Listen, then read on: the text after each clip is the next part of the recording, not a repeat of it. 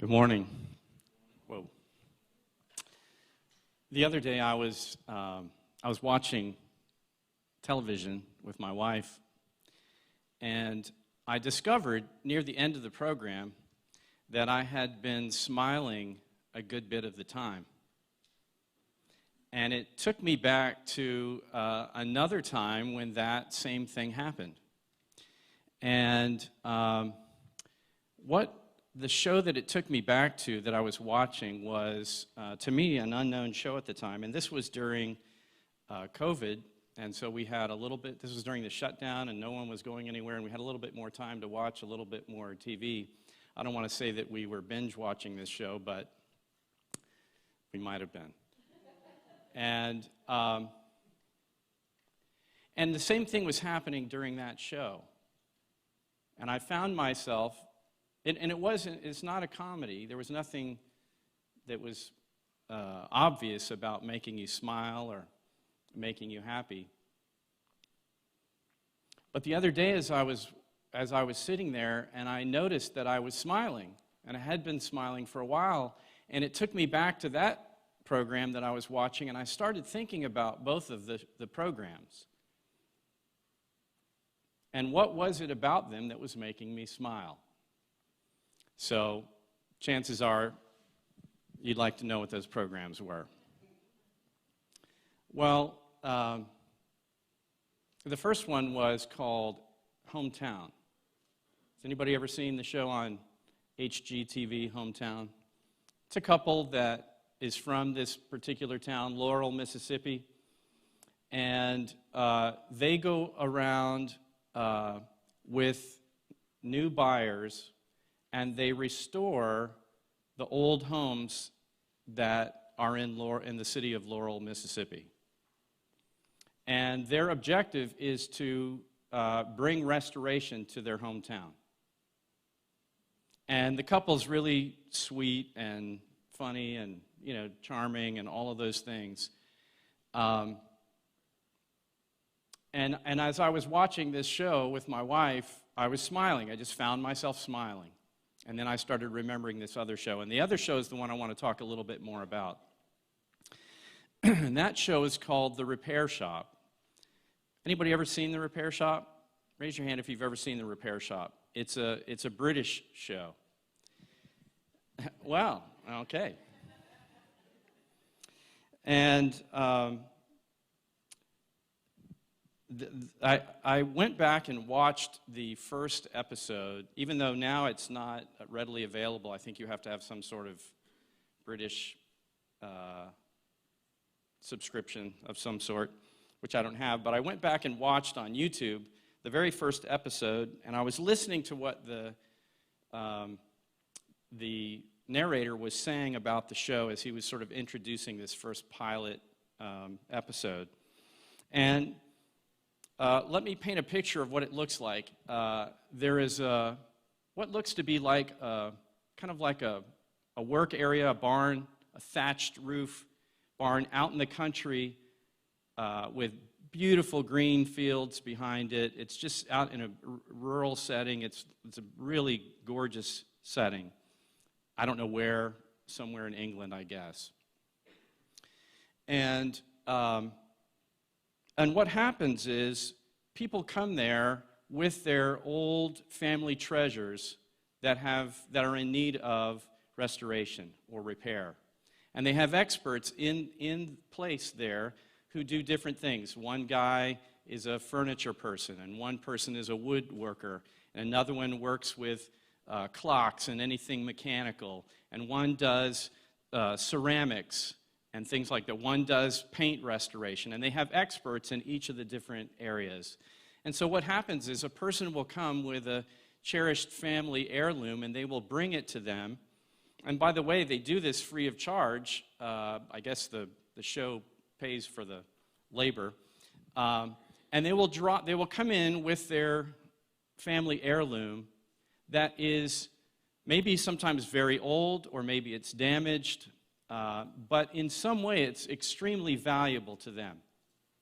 And they bring it in and they hand it off to the folks at the repair shop, and they leave it with them, And then they come back, well, of course, and then the show is taken up with watching the process of the restoration and the repair. And then they come back after a certain amount of days when it's ready, and they sort of reveal to them their item, whatever it was that they brought. And it's usually a very emotional reunion because this thing was so valuable to them, and it had fallen into disrepair, or it had fallen into where it wasn't functioning anymore. It wasn't beautiful anymore like it once was. And it may have been something from their grandparent, or it may have been something even older than that, or their parents, or they even have teddy bear repair experts on the show. And it's just a really beautiful show. And as I used to watch this show, I would just find myself smiling. The music is kind of quirky and upbeat and positive. And the interesting thing is, all of the people in the shop are very positive. When they bring in the thing, maybe somebody did something wrong and knocked over the vase, and this super valuable to the family vase. And the interesting thing about the people there in the repair shop is there's never any judgment about why the thing is in the condition that it's in.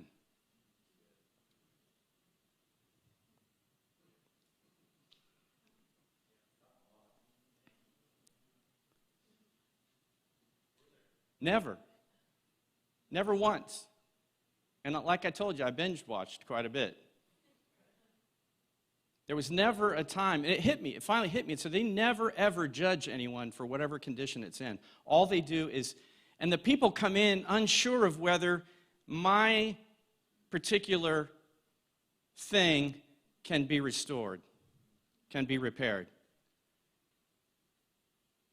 But these are people who've dedicated their lives to the purpose of restoration. This is a prophetic house. I can feel it. I can hear you hearing the layers of things that I'm not saying.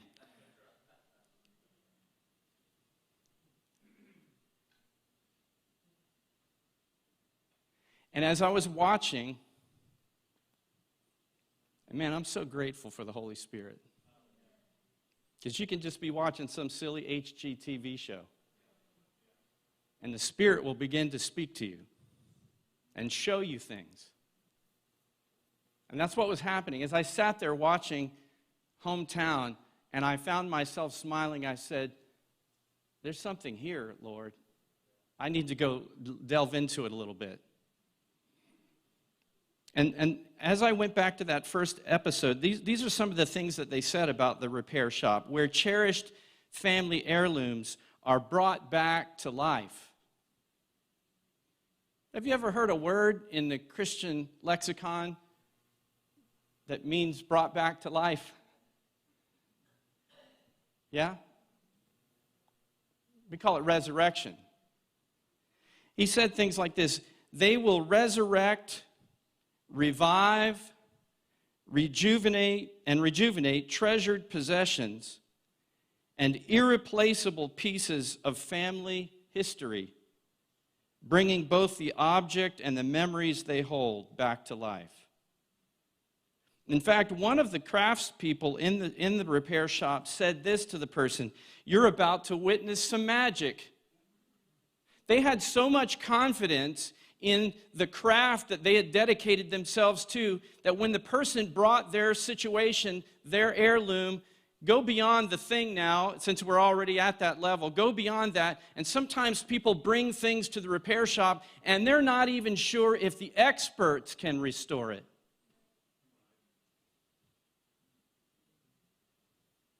But you see, these experts are dedicated to it. This is what they do.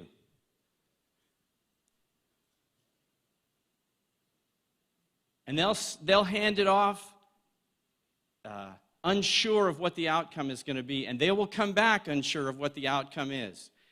And almost invariably, they will be overwhelmed with joy at what they see. And there's an exchange between the person who brought in the item that needed to be restored and the restorer that is precious.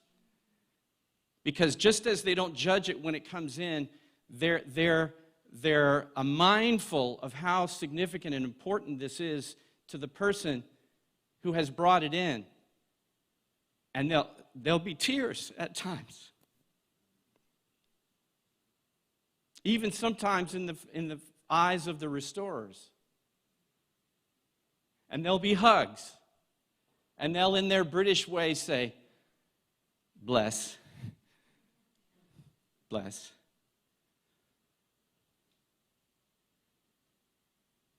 And you know, I started thinking that sometimes the church is a repair shop.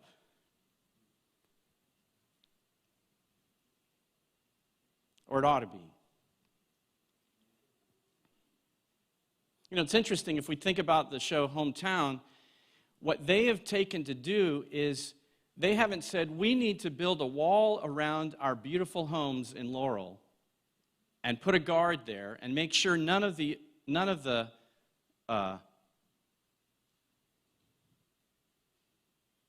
fill in a word for me. None of the riffraff gets in. They haven't done that. They've gone into their community where they see that these old homes, that they, because it's the place where they grew up. Can I say it this way? It's the place where they've been planted. It's the place where they've been given an area of responsibility, an area of ministry. Can I say it that way? And they look for places that need to be restored. And then, if you've ever seen it, the gal, the wife, will always have a rendering of what so they'll take them to this old house, and then they'll show them a rendering of what their vision of what this could be. You see, they carry in them a vision of restoration of what something that is old and run down and torn up and destroyed and whatever it may be. They carry a vision within themselves of what it could be, and then they take the prospective owner to the couple of different places and they let them pick whichever one. I wonder, and let me just say this before I forget. In this scenario, sometimes we are the ones who need the restoration. We're the object. I don't know about you. It's not really true, but I'll just say it that way. I don't know about you, but there are areas of my life that still need repair. Can I get a witness? Are there any areas in your life? Careful how you answer. Because God will show you through circumstances and situations. Have you ever thought, I've kind of dealt with that issue, and then somehow that thing pops it up, and it even surprises you that you had that in you still.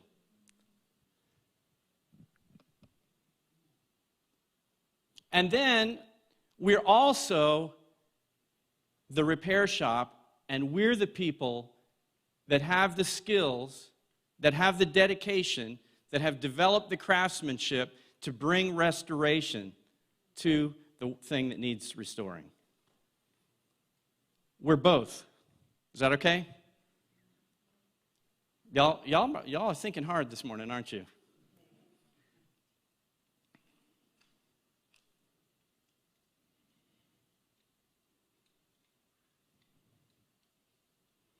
Another thing they said is the repair shop experts have countless years of experience at rescuing cherished possessions from languishing, broken in the country's attics and cellars. And it just made me think. It made me wonder how many of us have loved ones who need rescuing from languishing, broken states.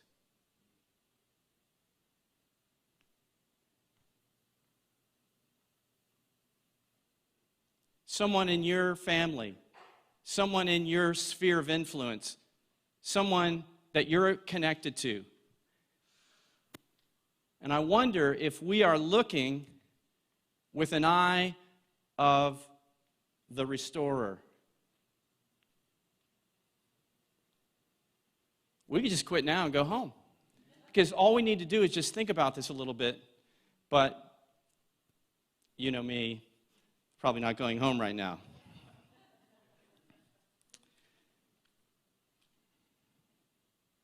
I am mindful that it's Super Bowl Sunday. Although I will tell you, a few years ago, I went to church on a Sunday and somebody said, I forget exactly the question, but it was something like, who are you rooting for? And it was a Super Bowl Sunday, and I didn't even know what they were talking about. So, if you want to know where I stand on it. But I do know who's playing this year. The Lions. Anyway, I think you'll be out in time for the game. So I want to read a passage of Scripture that always comes to mind, and it's from John chapter 8, and it begins in verse 3, and it says this. And I want to take a moment with it, because there are certain things in it that if we look a little more closely at, maybe we'll get some more insight. It says, "And the scribes and Pharisees," pause. Let's think about the scribes and Pharisees for a minute. You know, there were no photocopiers back in those days. There weren't even those things that made the copies with purple ink that had the funny smell, if you're old enough to know what those are, the mimeograph machines. There was nothing to duplicate other than a person taking the original record and then copying it, every single letter, jot, and tittle. And if it was going to be an accurate record, they had to copy it exactly down to the jot and tittle from the original record. So these were people whose lives were dedicated to copying the Scriptures. Now, if your job every day, 9 to 5, was reading and copying the Scriptures, and you had done this for decades, chances are you knew the Scriptures pretty well.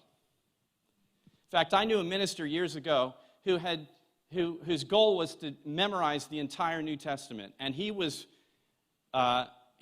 very, very far into his reaching his goal. He had recall of the Scriptures like nobody I've ever heard. He could just start at the beginning of a chapter and just start and then go into the next chapter and just never look down and just. In fact, he took jobs specifically. I remember one of the jobs he took was a security guard job at night so that he could spend time studying the Word, because he was mostly just sitting there watching a gate or something, and he wasn't just memorizing, he was studying. So imagine a person who's dedicated their life to writing out accurate renditions of the Scriptures. And chances are this person is going to know the Scriptures very well. They're going to be very well versed in the letter. Can I say it that way? This is the first group that Jesus is addressing. The second group that he's addressing is the Pharisees. Now, what are the Pharisees known for? One of the things they're known for is that they were all about keeping the law. I think Paul at one point described himself as a Pharisee of the Pharisees. As touching the law, what did he call himself? Blameless. This is what the Pharisees were about. They were about keeping the law. You might think that we're in pretty good company. Guys that know the Scriptures like the back of their hand, and people who are dedicated to observing and keeping the letter of the law. But the problem is what follows, and this is what follows. "And the scribes and Pharisees brought unto him a woman taken in adultery.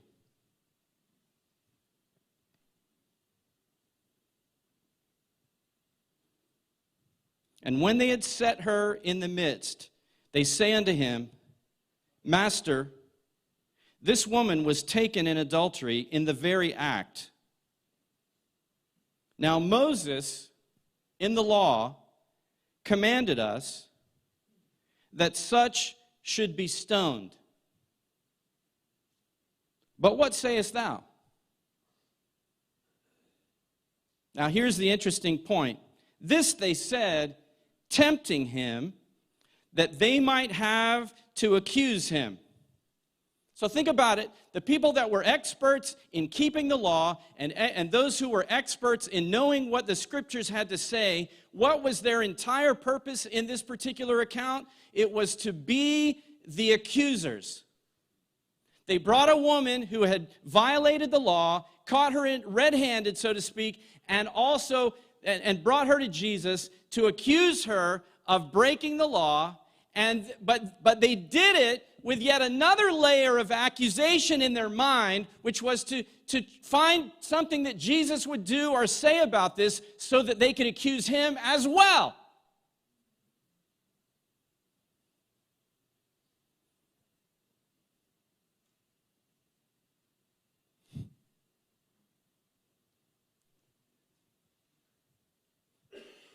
Now, as I said in the repair shop, sometimes we're the ones who need repair, sometimes we're the ones who are doing the restoration. And in this story, I also want to point out we can sometimes find ourselves in all of the characters. We can find ourselves in the character of the scribes and the Pharisees, and we can find ourselves operating in the voice of the accuser. Not only accusing, but layers of accusation. Intention to bring others down because they have failed to keep the law as we have done.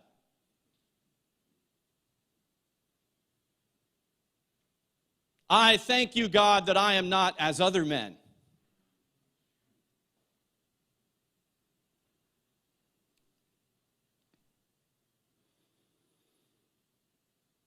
Now, if Jesus is not the most interesting character that ever lived, he comes close.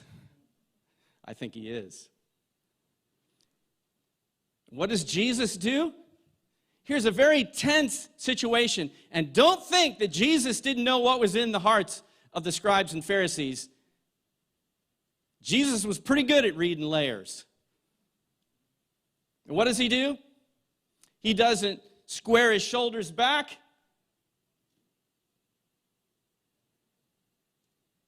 It says, Jesus stooped down. Aren't you glad he stooped down? And with his finger wrote on the ground as though he heard them not. They've come, they brought this woman, she's standing in the middle of this group. She's been caught in the very act. She's been accused. What do you say? They put him as the judge. And Jesus says,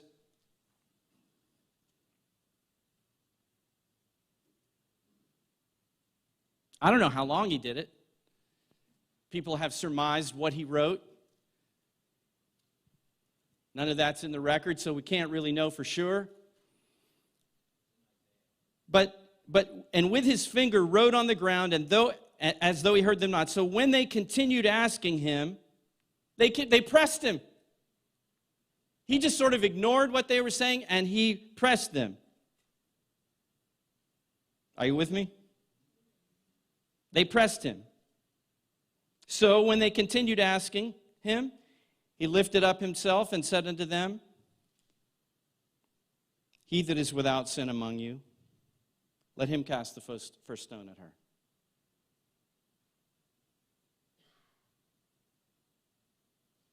Wow, what a brilliant, brilliant answer. Because he didn't break the law, did he? Did he? No, he said, whichever one of you is without sin, you throw the first stone.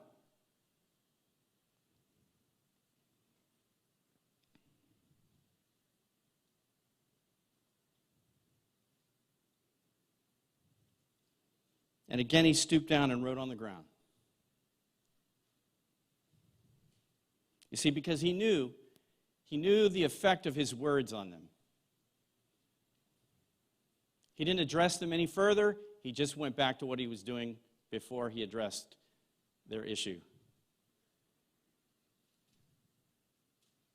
And they which heard it, being convicted by their own conscience, went out one by one, beginning at the eldest, even unto the last.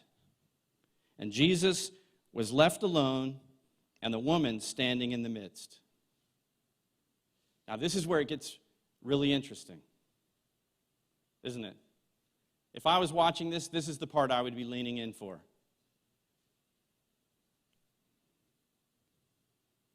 But let me just, before I go to the next thing, let me just say this. Here's this woman who is no doubt feeling very, very vulnerable. We don't know what she was wearing because they caught her in the act. We don't know if she was partially clad or we don't know. But in any case, she's got a bunch of accusers and she knows that she's guilty. And now they've brought her to this Jesus, this person who is beginning to have a reputation among people to the point where this is why the scribes and Pharisees came to tempt him, to find something to accuse him, because they knew that what Jesus was doing was beginning to overthrow their place. Their standing in the community.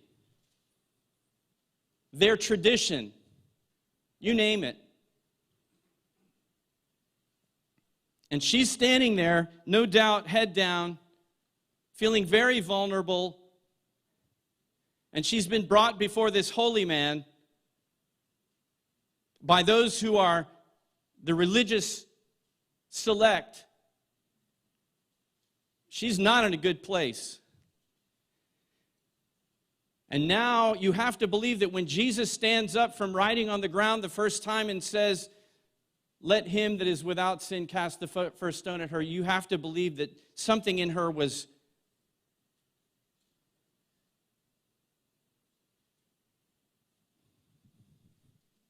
shifting. Something in her was wondering, at least, questioning, what is he doing?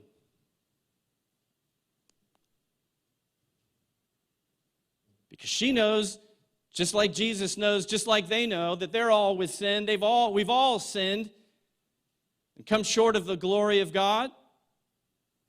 Can I get a witness? We've all sinned. She knows what's happening, and I doubt, in my imagination, I imagine her looking down, but something inside her is even if her eyes aren't raising, something in her imagination, something in her heart might be looking up to Jesus for a second, even inwardly. What is he doing? And then they all begin to leave. They had picked up stones to stone her. They were ready. They were full of passion. I don't think they were cold-blooded. I don't think they were just dispassionate and ready to stone a woman to death and just, go, pop in their bubble gum. I don't think so. I think they were passionate. I think they were offended because this is what they knew. This is their law, and she's broken it, and we are rightfully here to stone her, and I think they were full of passion. And Jesus' words were so piercing and penetrating to them that they had to, from the eldest, from the senior most of them, the most experienced one, the wisest of them, had to drop their stones in humility and walk away. And the woman is watching all of this happen. Maybe inwardly. Maybe she's not looking up, but she's aware that it's happening. And now Jesus was left alone, and the woman standing in the midst. And when Jesus had lifted up himself and saw none but the woman, he said unto her, "Woman, where are those thine accusers?"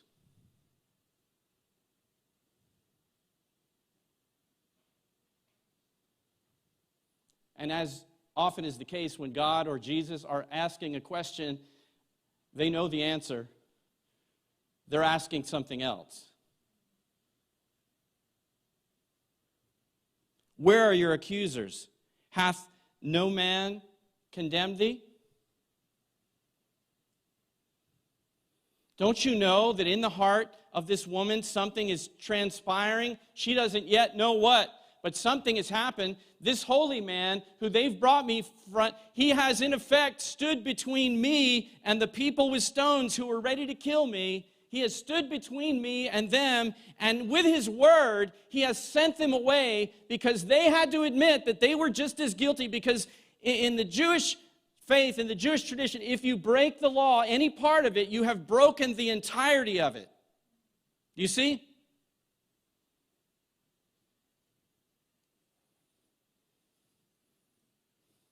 And he says to her, "Where are your accusers? Is no man condemning you?" And I have to believe that she says in a timid voice, "No man, Lord." And now, Jesus reveals the heart of God.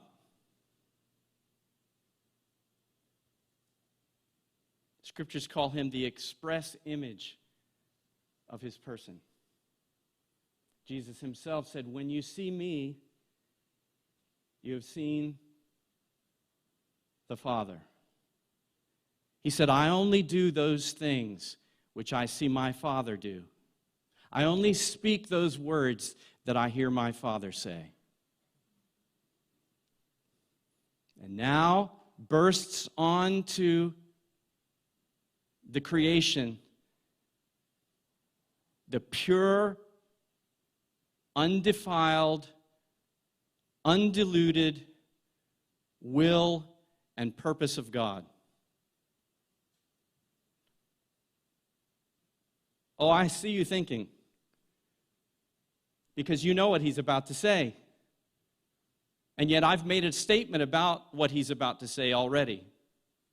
How many of you, I'm a teacher, I like to get participation, this would be an awkward time to do it. How many of you believe that Jesus was the express image of the Father? How many of you believe that everything that Jesus did is because he already saw God doing it? How many of you believe he was constrained to only do those things that the Father was doing? How many of you believe that he did it perfectly? We just set the trap. And Jesus says,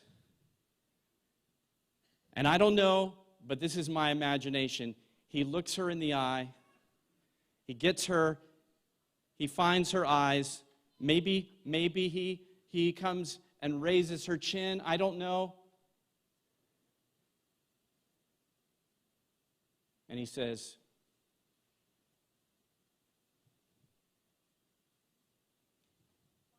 "Neither do I. I'm not condemning you either." And all in a moment, something happens in the heart of the woman. I'm not sure who this man is, but he just sent away all the people who were accusing me of my wrongdoing. He just sent them away by his word. And now the very one who by his own word could have stoned me, being the only one standing there that was without sin, he says, "Neither do I condemn thee." Now, I know there's some among us that want me to get ahead and say the next part of the phrase, but can we just hang out here for a second? Because this is kind of significant. Neither do I condemn thee. You see, the scripture says, the law was given by Moses. You see, let's talk about the law just for a second. The law was a set of ordinances that were external to a person. Yes? Written in tables of stone. A set of ordinances, a set of rules, a set of regulations that were imposed upon people to constrain their behavior. Yes? The scripture says, what does the scripture say that the law was? It was a schoolmaster. Yes, it does. You can look it up. Until. But it goes on to say, with that verse that I just began, the law was given by Moses, but grace and truth came by Jesus Christ. And what you're seeing here, in stark contrast, is this very verse in action. Here we see the scribes and Pharisees. We already talked about who they are and what their perspective is, where they come from. And now we also see grace and truth standing there before them, amazing them, baffling them, confounding them with his wisdom.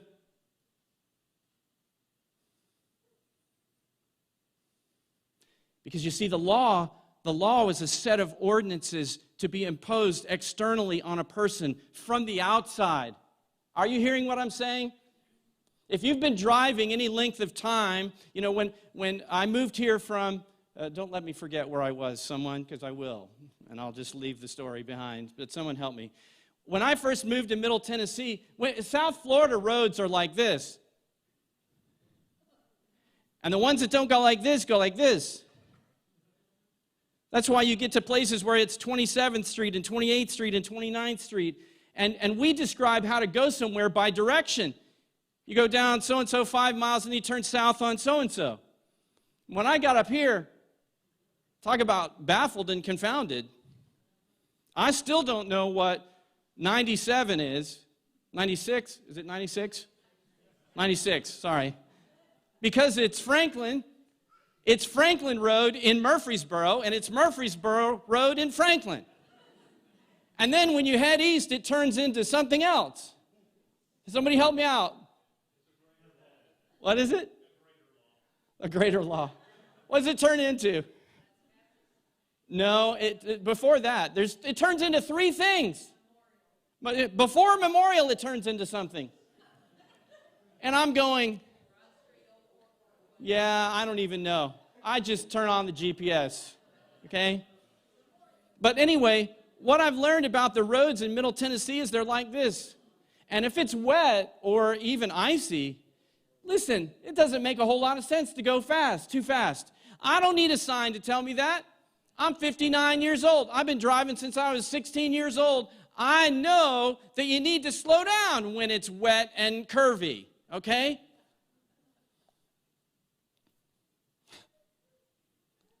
Which reminds me of a story I always wanted to submit to the Reader's Digest. When my dad and mom were first married, they were young when they got married. They lived in Tennessee, and they would drive to Bible school, and my dad would have his arm around her, and he would drive with the other, you know, it was bench seats back in those days. She would sit right next to him, and he would have his arm around her, and he would have one hand drive. And my mom was very nervous passenger, very nervous. And she said, my dad's name was Benny, she said, Benny, you better use both hands on these curves. And he said, I can't, I have to keep one on the wheel, honey.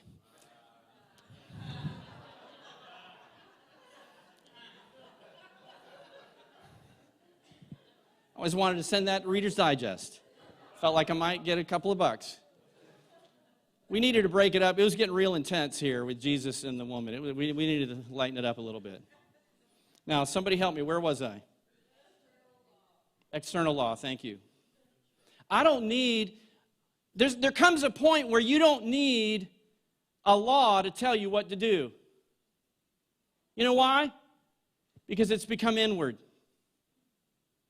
You see, I see some kids, I see some high schoolers on the back roads heading to Rockvale High School, and they don't have the law written in their heart yet. Why? Because they're invincible. They've only known invincibleness. They haven't known too much illness or suffering or pain or loss of their friends or anything like that. They haven't seen very much, and they've got a new hot rod, and they're going to push it to the limit. And sometimes, unfortunately, that limit ends up around a tree. Right? So the law, you see, the law was imposed as a schoolmaster. It's to train you, but it was never capable of bringing us to the place that God wanted us to be. Elsewise, there would not have been need for another covenant. And you see, the new covenant was standing with the woman.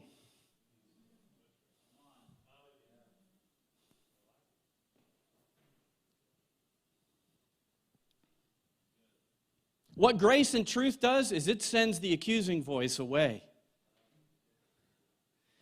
You say, but yes, what about, I know we've got Pharisees among us. I'm not going to point anyone out. So when I say among us, I mean in the church at large, worldwide. Certainly we have no Pharisees in this place. We want the righteousness of the law, right? There's something. But you see, here's the thing about that. Jesus knew that you will never reach perfection by keeping the law, because the law cannot bring you to perfection. Why? Because by its very nature it cannot, because it is an external thing, and the perfection of the redeemed heart and life is an inward thing.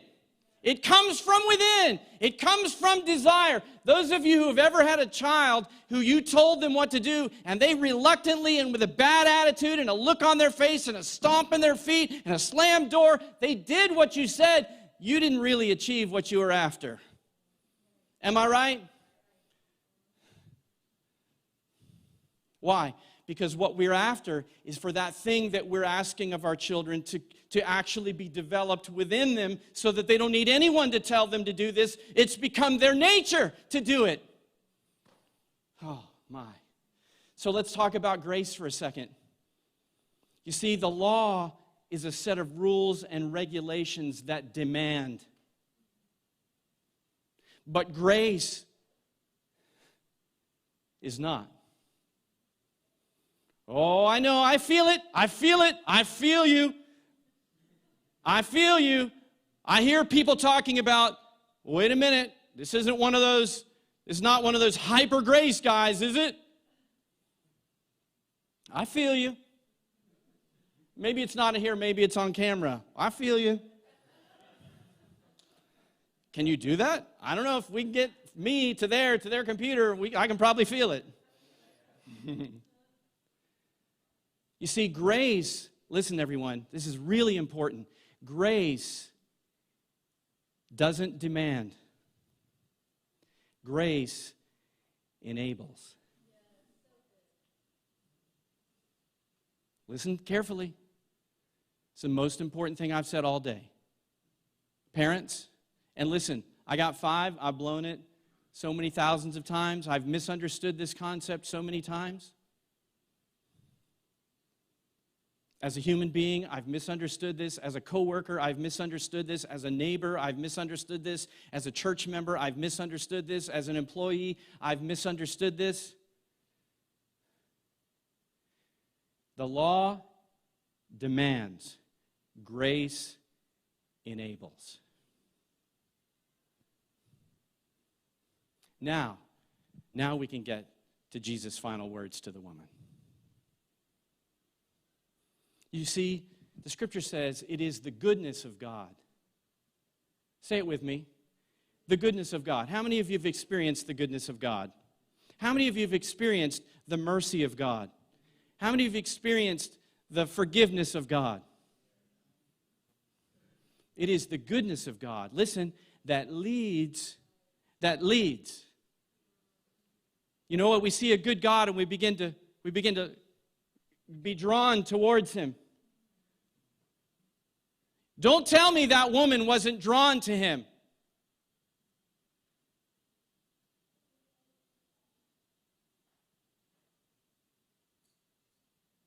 Something in what Jesus was doing, not in just what he was doing, but in fact who he was, what he was ministering to her. Without rehearsal, without preparation. They brought this scenario to Jesus, and the one who was the minister of grace, the one who was grace personified, he knew exactly what to do because it is what he came to do. There's a scripture that says this: God sent not his Son into the world to condemn the world, but that the world through him might be saved.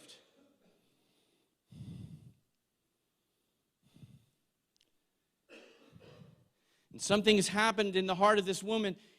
We don't know how long it took. We don't know how long it was between. We don't know how many people had gathered and how long it took them to ungather. We don't know how long it was before Jesus, noticing that everyone was gone, stood up and began to address her. We don't know how long it was. But I tell you, it wouldn't have taken very long. If someone is about to kill you, and I get in front of them, and I get in front of you, and I say, I don't think you want to do that.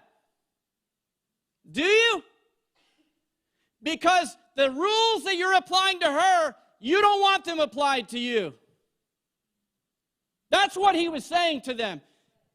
Let him that's without sin cast the first stone. Can I bring it into modern day? I don't even know what gen it might be. I don't follow the gens. I don't even know who's playing the Super Bowl sometimes. This is what he said. Okay, boys, is that what we're playing? Jesus down here. He's like, he hears what they're saying, what they're doing. He sees where they're coming from. He's like, is that what we're playing today? What are we playing today, guys? Oh, we're playing the law. We're playing the law? Excellent, let's play.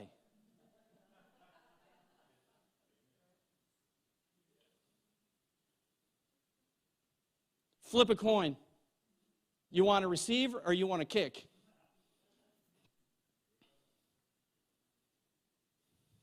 And you see, it was their own consciences that made them leave. It said in the record, their consciences made them drop the stones and leave. Why? Because they knew they had nothing.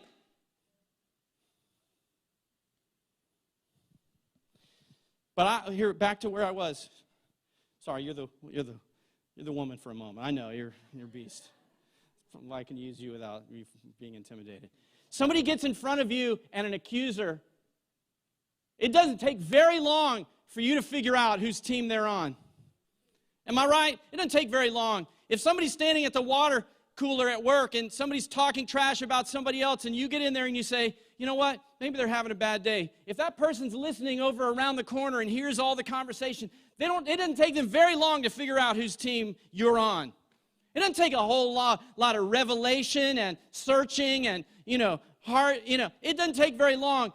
I believe that she knew that this man somehow was finding a way to send these accusers away, though she was guilty. Some way he's found the wisdom to make them leave and not kill me. I don't know what's going on. Well, I'd never seen anything like this. And the big drawing begins. The goodness of God. The goodness of God. The goodness of God. You all raised your hand and you said you've experienced the mercy of God. And this is what was being played out right here was the mercy of God. The forgiveness of God. The redemption of God. The restoration of God.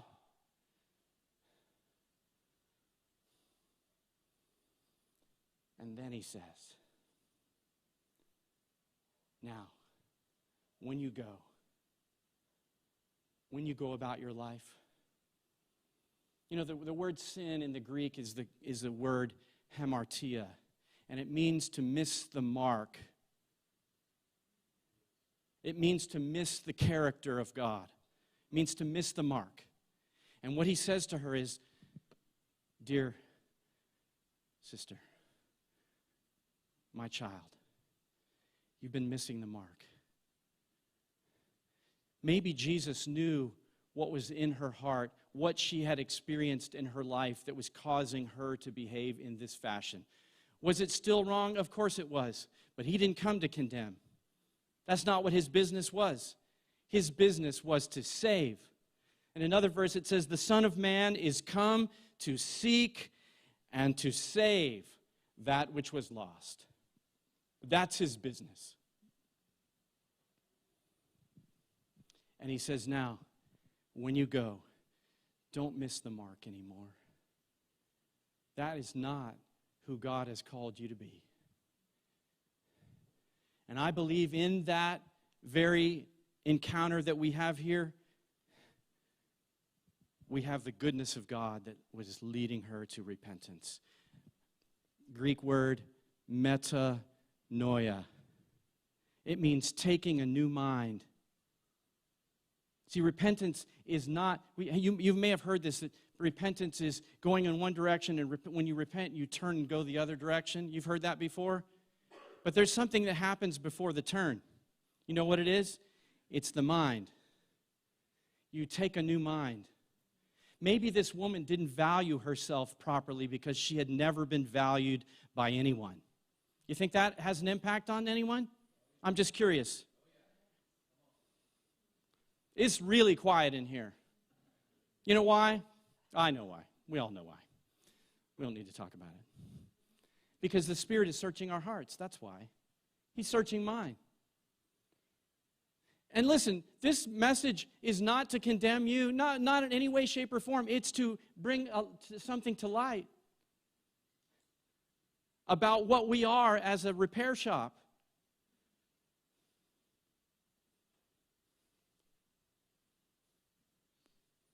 Because what would happen if two men, genetic men, walked in here dressed as women holding hands and sat on the front row?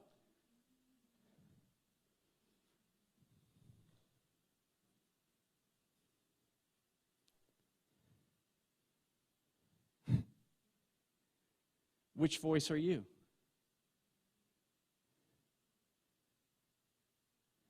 Be careful which voice you are.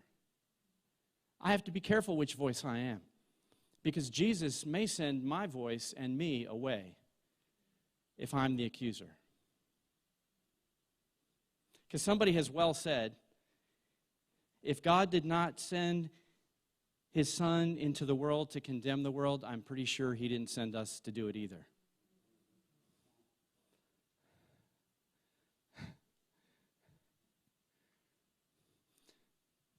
Right now, I feel like we're feeling like, David, you set us up for this like warm, gushy,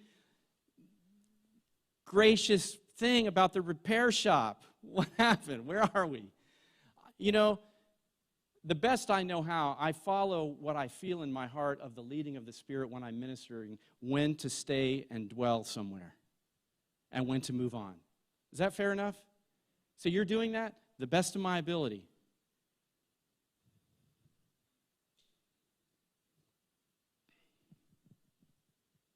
I want to read something to you.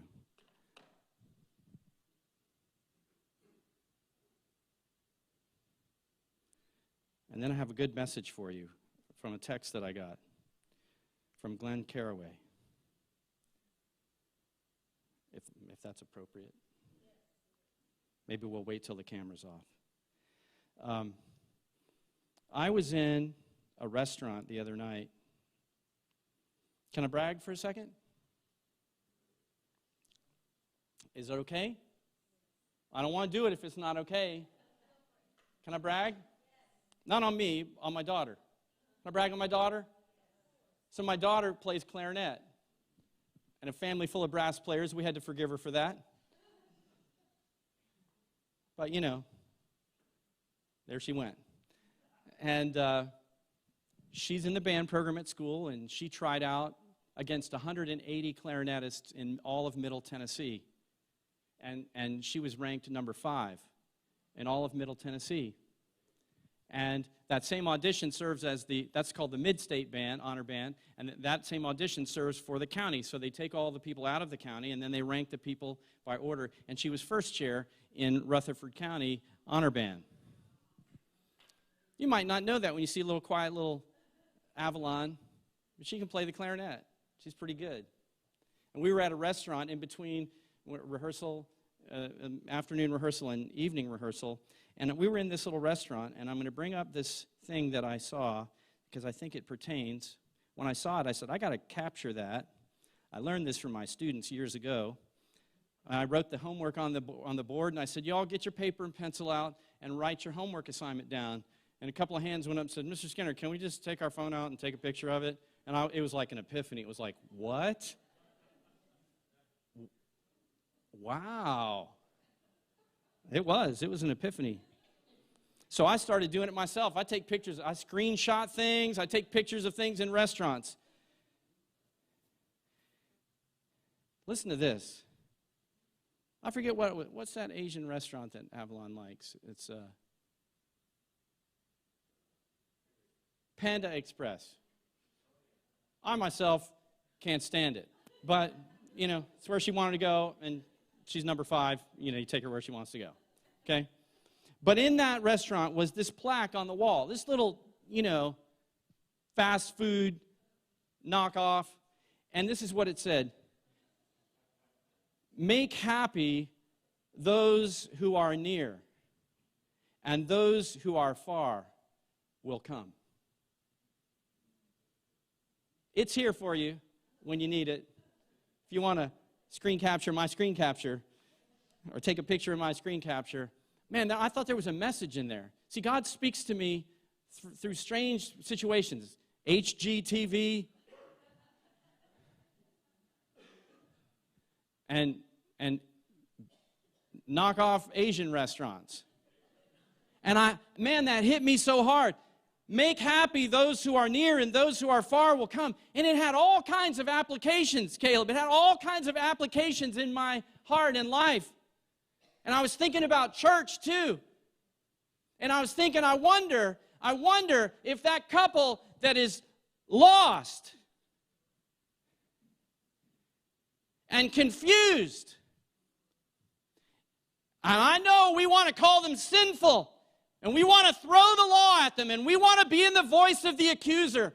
But I want to tell you, if Jesus was here and speaking and they walked in, I wonder if some voices stood up to accuse. I wonder if he would get in between them and whoever's accusing and say, oh, is that what we're playing? Oh, is that what we came to play today? Excellent. I like that. Let's play. And everybody, and who were they? This is the reason I brought it out. They're scribes. They know the word. They can bring up the scripture. They said this. Moses says that anyone taken in the law of adultery should be stoned. What do you say? They probably didn't say it like that. They probably said it, more stealthily, thinking they were skillful. He just acts like...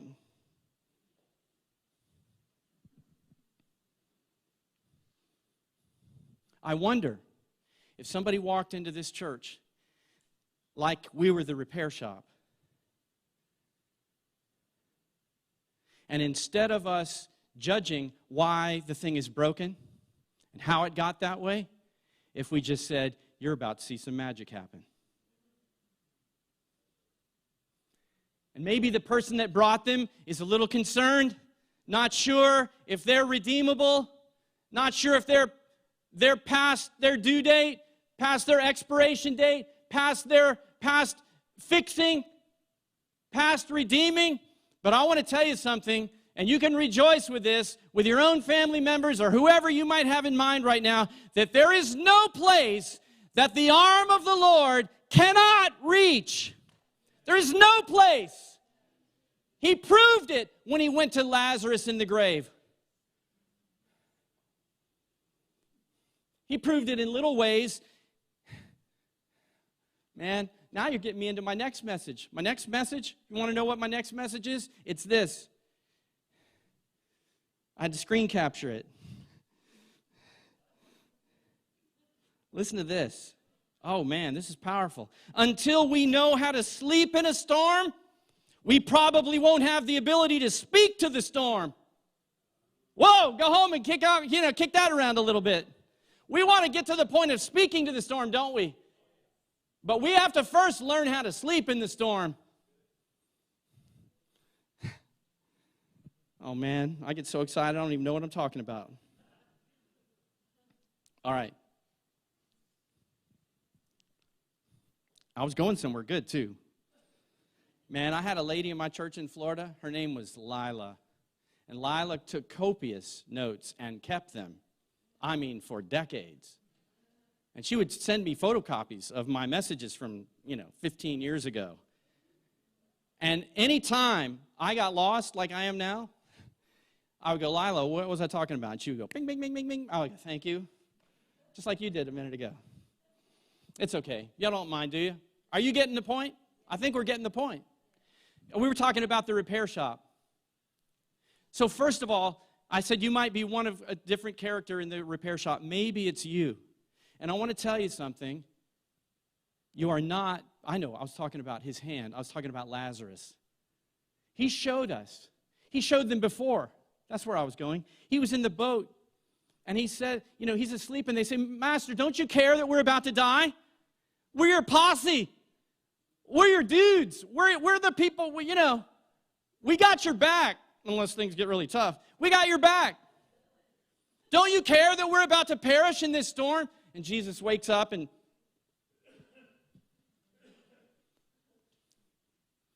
he challenges them on their lack of faith. And then he says this. He says, peace to the elements. Be still. And the wind and the waves obeyed him. Check it out. Then they say what? What manner of man is this, that even the wind and the waves obey him?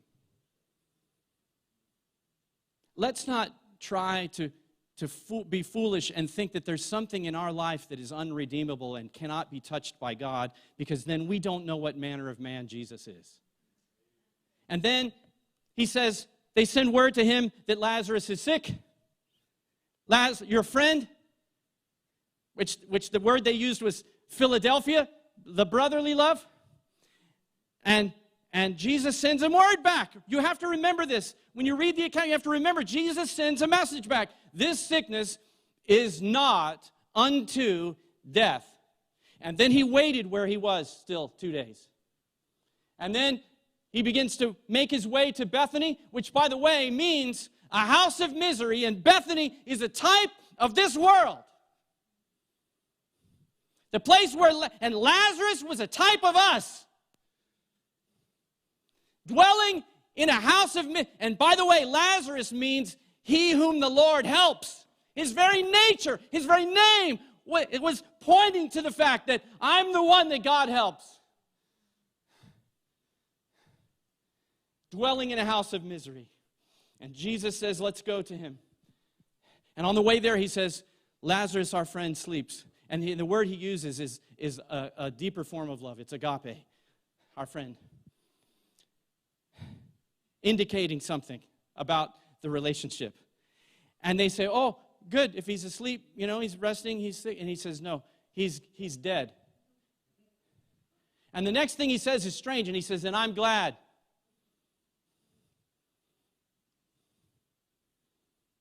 It's fine if you're telling us that, Jesus. Don't tell his sisters that. Not appropriate. And why did Jesus say that? Why was he glad? Because he knew. He knew all along that this sickness was not unto death, and he knew that because he waited there to the point where the situation seemed hopeless and impossible, that then is when I'm going to show up. And then you're going to see what manner of man I truly am.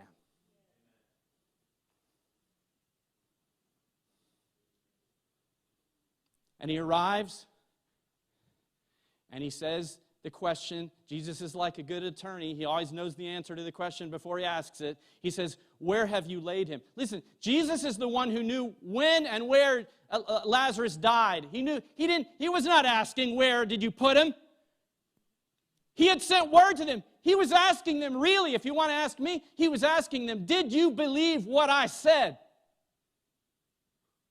Because if you believe that your brother, you believe the word that Jesus said about your brother, that this sickness was not going to result ultimately in death, if you really believed him, you might, and then he dies, you might put him in a back room, close the door, put a sheet over him. I'm not so sure you would put him in a tomb. Because a tomb is a place of permanence. We permanently put the dead thing in the tomb because we're never getting it out of there. But he says to them, where have you laid him? And then, I like to say this. I don't know, Jesus probably didn't say it like this. But he said, you put the stone there. You roll it away. Not sarcastically, but like, I'm going to show you something. And they said, Lord, please don't open it. He's been dead for several days. King James, he stinketh. Listen. They didn't know what manner of man he was. This is the point I'm trying to make. The hand of God can reach anywhere, even into the grave. Are you with me? These were his friends. This is people who knew somewhat about what he was. And he says, Lazarus, come forth.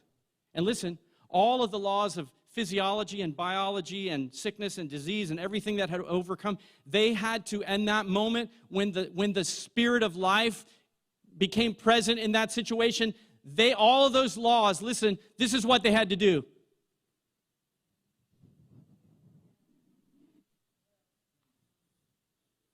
Why? Because the scripture says his words were spirit and life. We don't know much about that. But death could not hold Lazarus. And whatever it is that's in your life that you think, God, I've been trying to deal with this thing for 20 years, 30 years, 50 years, it's in my family line. Listen, you've come to the repair shop.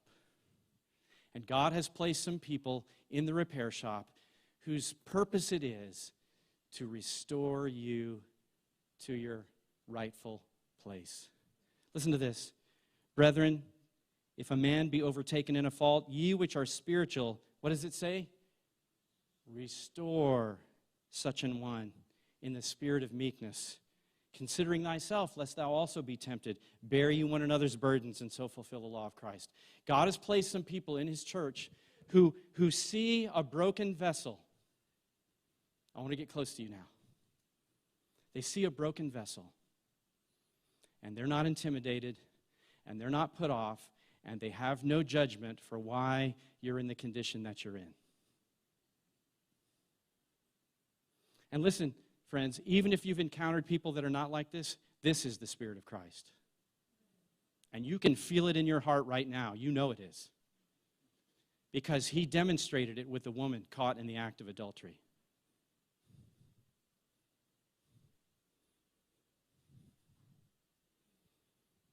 We all need some restoration. I want to encourage you to offer those things up to God. You don't have to do it today. You don't have to do it in front of people. You can do it at home. Some of my most intense prayers ever are not here. They're at home where no one sees me.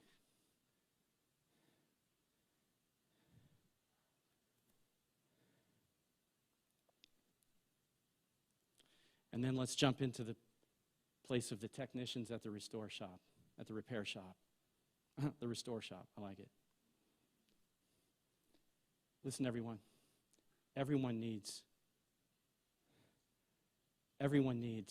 someone who will say, come on, we'll help you get fixed. Come on. You're about to see some magic here. What if we became a church where that was the overwhelming feeling that you felt? I'm not saying that we're not pretty well down that road. I think we are. I think we have a lot of good things going on.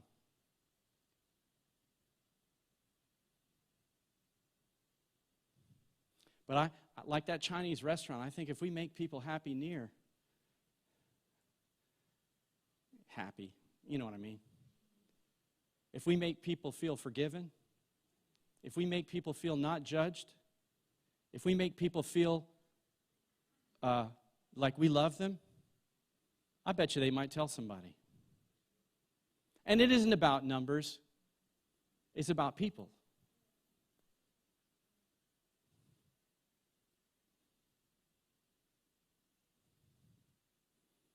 I'm really bad at endings. Now we're at the end.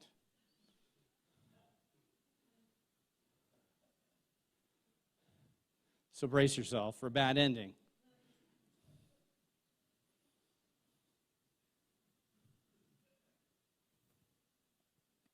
This is why I was smiling watching those two programs. Because I saw the heart of God in the people that were taking the broken things and fixing them, who had a heart to it. Do you know that nobody ever heard of Laurelville, Mississippi? Unless you were the city next to it, probably. Ever since they've begun that process, tourism in Laurel, Mississippi. Anybody ever been to Laurel, Mississippi? Okay, 2 people, 3, 4 people? Probably some of you because of the TV show. I want to go there myself. Tourism in Laurel, Mississippi has increased 500%. You know why? Make those who are near happy, and those who are far will come. You were? Yeah. It's good. Doing good.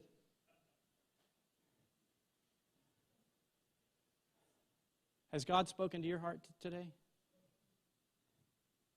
You know, when I was a young minister, and I still labor over my words, for sure, but I used to think it was about my words.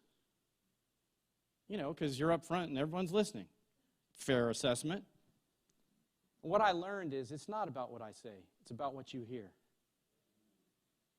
When God speaks to me the most, it's usually because of something that someone is saying, and then God begins to speak, and I go on a little journey, and I have to kind of come back and catch the video because I might have missed a thing or two.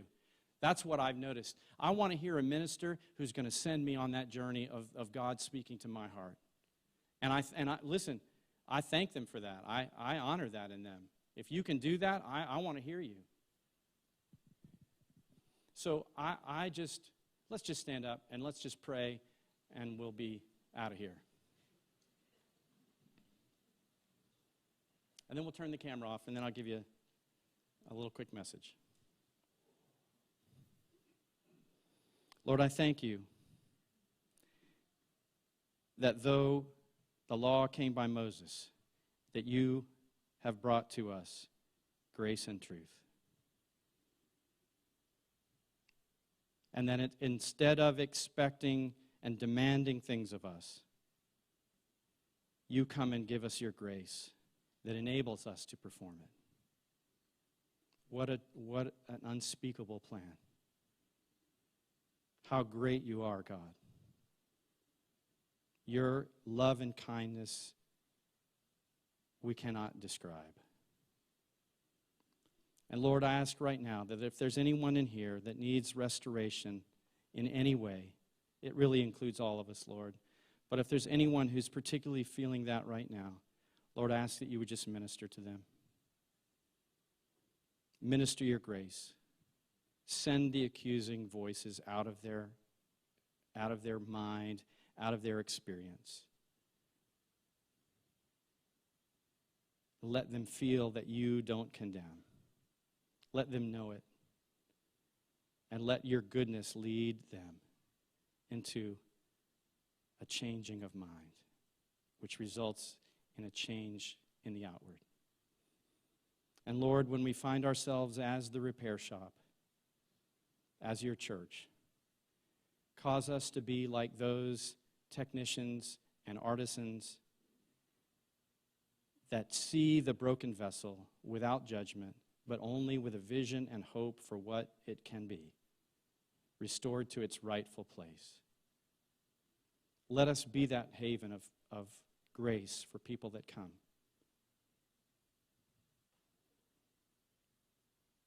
In Jesus' name, amen.